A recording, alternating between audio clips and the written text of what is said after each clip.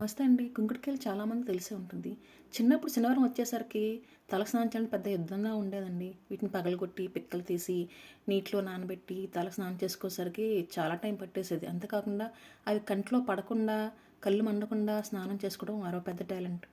రోజుల్లో బిజీ లైఫ్‌లో ఇవన్నీ చేయలేకపోతున్నాం గానీ, ఈ కుంకుడుకాయలు చాలా మంచివి. పర్యావరణానికి, మన హెల్త్‌కి కూడా చాలా మంచివి. ఎందుకంటే మెయిన్‌గా దీంట్లో కెమికల్స్ అనేవి ఉండవు.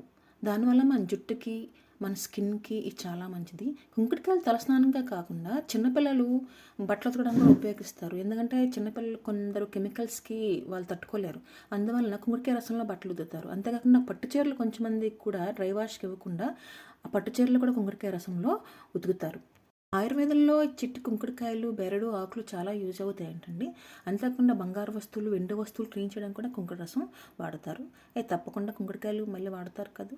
Thank you for watching.